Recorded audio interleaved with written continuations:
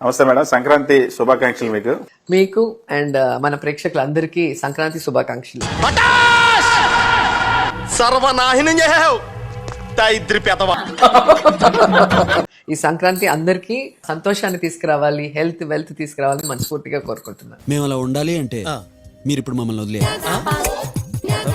Every time Sankranti నేను సెట్టిపల్లికి వెళ్ళేదాన్ని last year నుంచి. సో అందరినీ పిలిచి అందరితో పాటు 5 days క్షౌరమైనాక వివరం తెలిసిందని ఆయనకి తత్వం బోధపడినట్టుంది. ప్రతిపక్షంలోకి 18 నెలల కిందట వచ్చారు. అసలు ఓడిపోతాం అనుకున్నారా? ఓడిపోవడానికి కారణం ఈ డైలాగ్ ఎక్కడో ఎన్నట్టుంది. ఓడిపోవటానికి ప్రధానమైన ఒక 2-3 కారణాలు అంటే అసలు ఆయన సైడ్ నుంచి ఏం చెప్పుకుంటాం. జగనన్న మనుషులు పెట్టి కార్ యాక్సిడెంట్ చేసి వాళ్ళ అమ్మని చంపేయాలనుకున్నారని.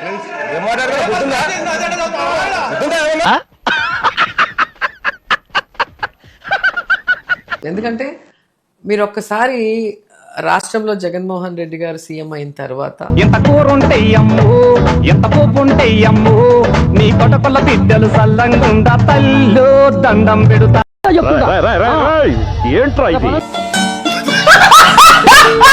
అలాగే నగిరిలో గతంలో ఎమ్మెల్యేగా పనిచేసిన వాళ్ళు, మంత్రులుగా పనిచేసిన వాళ్ళు చేసిన అభివృద్ధి సర్వీసు, నేనున్న ఈ 5 ఏళ్లలో యాజ్ ఎమ్మెల్యేగా 2 years మంత్రిగా నేను చేసిన అభివృద్ధి మీరు బేరీజ్ వేయండి. అవునా?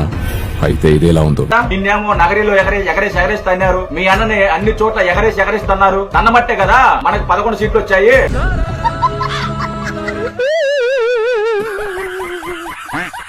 ఆన్ పేపర్ తీసుకోండి.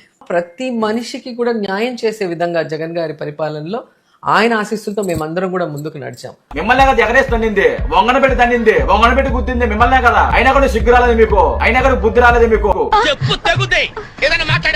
కానీ ఎందుకు ఓడిపోయాము అంటే దానికి కర్ణుడి చావుకి 1,00,000 కారణాలు అంటారు కదా. ఓడిపోయిన వాళ్ళందరూ ఇట్లాంటి సూత్రాలే చెప్తారా? చెప్తా ఉంటారు.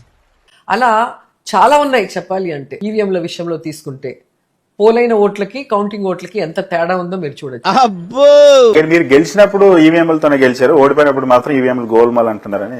ఒక్కసారి ఫేస్ టర్నింగ్ ఇచ్చుకోండి.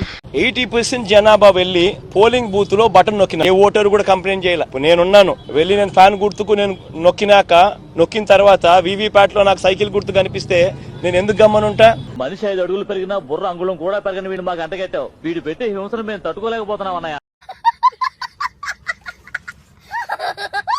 ఎలక్షన్ లో ఓడిపోగానే రోజా బాగా డిసప్పాయింట్ అయ్యారు.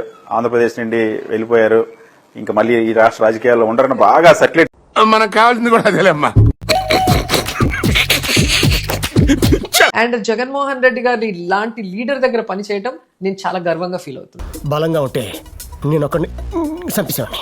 సాలిడ్ గా ఉంది కాబట్టి మీ హెల్ప్ అడుగుతున్నా. కొంతమందికి లెగ్ ఉంటుంది, కొంతమందికి ట్యాంగ్ లో ఉంటుంది. దీనికి బాడీ మొత్తం ఉంది.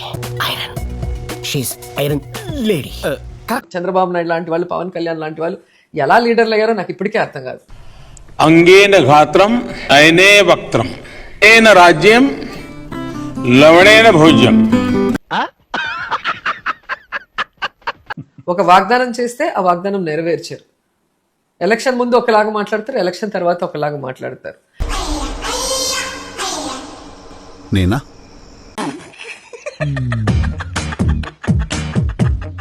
జగన్మోహన్ రెడ్డి గారు వాళ్ళు ప్రతిసారి మోసం చేస్తున్నా మళ్ళీ మనం నమ్మటం మన తప్పే కాబట్టి ఇంకా భవిష్యత్తులో వాళ్ళని నమ్మకూడదు.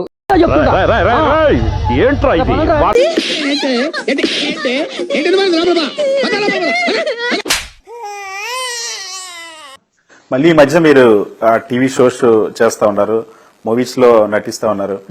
రోజా పాలిటిక్స్ నుండి క్విట్ అయిపోతా ఉన్నారు, రాజకీయాలు వదిలేపోతున్నారు. అందుకే షూటింగ్స్ మెల్లగా కాన్సన్ట్రేట్ చేసుకుంటున్నారు. ఇది ఒక నడుస్తుంది. చెప్తున్నాను కదా, రోజా ఏది చేసినా సెన్సేషన్. నాతో చెప్తే చెప్పావు కానీ ఎవరితో చెప్పకు, ఎవరు నమ్మరు. నిజంగా నేను ఒకటే అడుగుతున్నా, నేను మినిస్టర్ అయిన తర్వాతే షూటింగ్స్ ఆపా. అంతవరకు నేను టీవీ షోస్ చాలా చేశాను. నేను చేసిన ఆల్మోస్ట్ షోస్ అన్ని సూపర్ హిట్టే.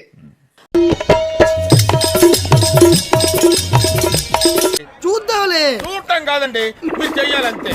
సరే, మీరు ట్రై చేస్తారన్నారంటే అది ఓకే అయిపోయిన